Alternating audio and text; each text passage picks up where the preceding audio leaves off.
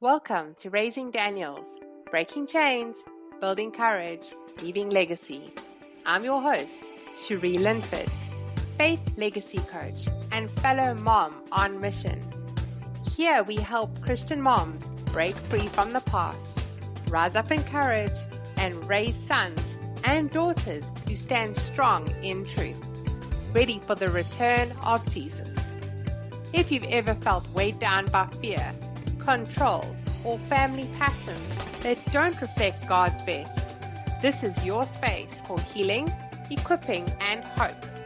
This podcast is for educational purposes only and is not a substitute for professional medical health care. Please the guidance of a medical professional when needed. So take a deep breath, grab your coffee, and let's step forward in faith together.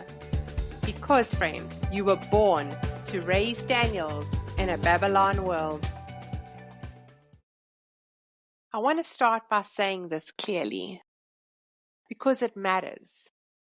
What I'm sharing today is not about guilt. It's not about shame. It's not about pointing fingers or reopening wounds to sit in pain.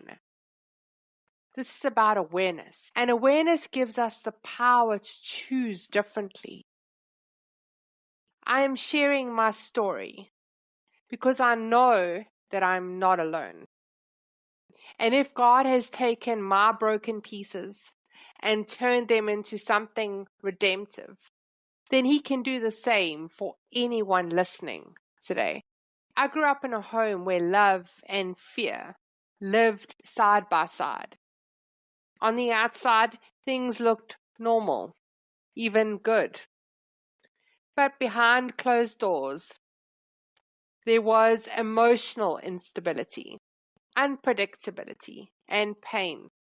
As a child, I learned early how to scan a room, how to read moods, how to brace myself for what might come next. That kind of environment shapes you. It shapes how you see yourself. It shapes how safe you feel in the world, and even shapes how you see God. I didn't grow up thinking, one day I'll repeat this. No one does. But unhealed pain has a way of echoing forward. Later in life, I found myself in a marriage that mirrored so much of what I grew up with emotionally.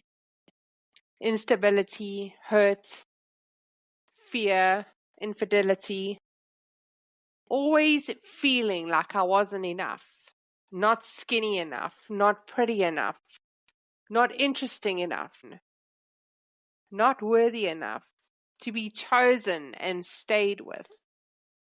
And that does something to a woman's soul. Walking away from that marriage was one of the hardest things I've ever done, especially with children depending on me, especially with the fear of unknown screaming louder than hope. But deep down, somewhere beneath the fear, there was a quiet knowing. This cannot be what my children inherit. I survived abuse. I survived car accidents. I survived armed robbery. I survived seasons where putting food on the table felt like a miracle only God could pull off. I've walked with friends that battled bulimia and self-harm. Close family members battling mental illnesses. I have seen things that cannot be unseen. The struggles that people go through are real. And over the years, I have learned that God is also real. And through all of it, not because I was strong, but because God was faithful, I'm still here. And somewhere along the way, I knew something with certainty. The cycle ends with me, not in my strength, but in surrender to God. For a long time, I used coping skills that looked acceptable on the outside, but were slowly numbing me on the inside. I used alcohol to escape life, even if it was just for an evening. I smoked to manage stress and anxiety. I relied on men to make me feel whole, seen, chosen, instead of relying on God. I'm not proud of that part of my story, but I'm not hiding it either, because freedom lives in truth. I want to say this gently and clearly. This is not about condemnation. This is about awareness. I didn't wake up one day and decide to numb my pain. I was trying to survive, and so were the men in my life. They carried their own pain. They had their own coping skills: smoking, drugs, alcohol, avoidance. Hurting people, wounded souls colliding instead of healing. And if we don't become aware, we repeat it. And for me, my journey with God changed everything. Slowly, honestly, sometimes painfully. I stopped smoking and stopped using alcohol to numb my pain nearly 6 years ago. Today I might have a drink once or twice a year in celebration, not to escape. And that difference matters because the heart posture matters. Now when life feels overwhelming, I don't rush to substances or people to rescue me. I run to God, not perfectly, but intentionally. And I share this because I know there is someone listening right now who is using something, anything, to avoid feelings. And I want you to know, God is not waiting to punish you. He is waiting to heal you. This podcast is not about pretending we all have it together. It's about choosing to do better, one generation at a time. Each generation has a responsibility, and each generation has a choice. We can pass down pain, or we can pass down healing. We can pass down silence, or we can pass down truth. We can pass down fear, or we can pass down courage. And none of this happens through shame. Shame keeps us stuck. Awareness invites change. God gave us these children for a reason, not by accident, not randomly, not as an inconvenience. Scripture tells us that children are a heritage from the Lord, a trust, a responsibility.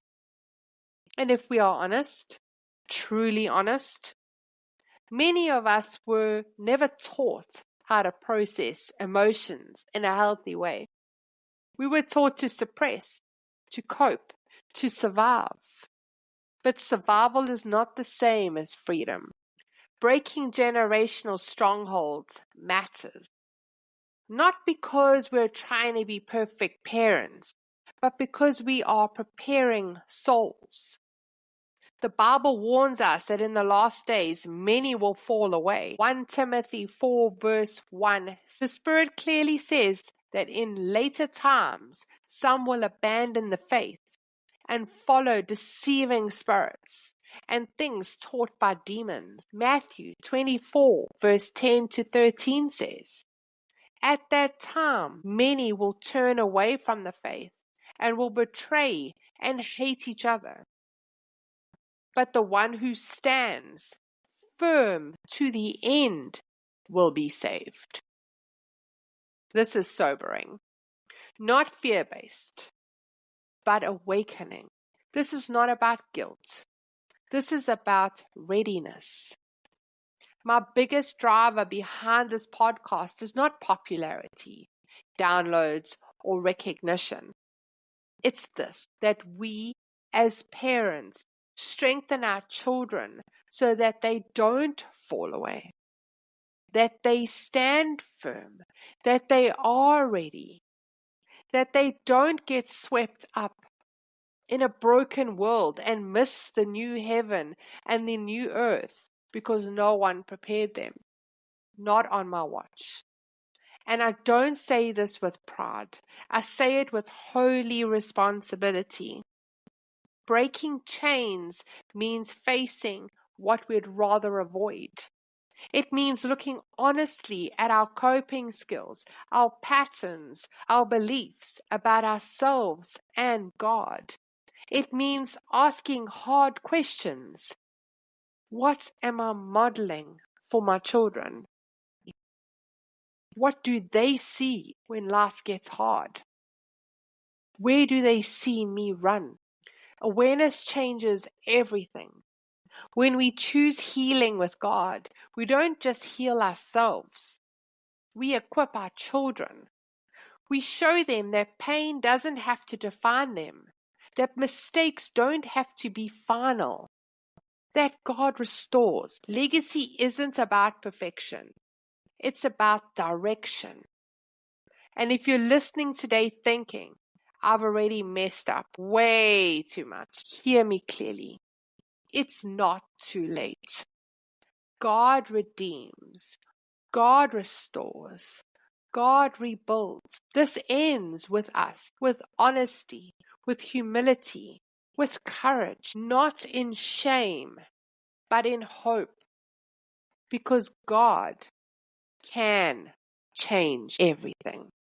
Thank you for joining me today on Raising Daniels, Breaking Chains, Building Courage, Leaving Legacy. If today's conversation spoke to your heart, would you do me a favor? Share this episode with another mom who's ready to trade fear for faith and step into the legacy God's called her to.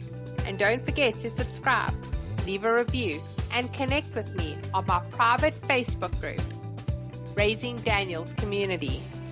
Your feedback helps more moms find this message of hope and courage. Remember, friend, you don't have to have a perfect past to raise a powerful future.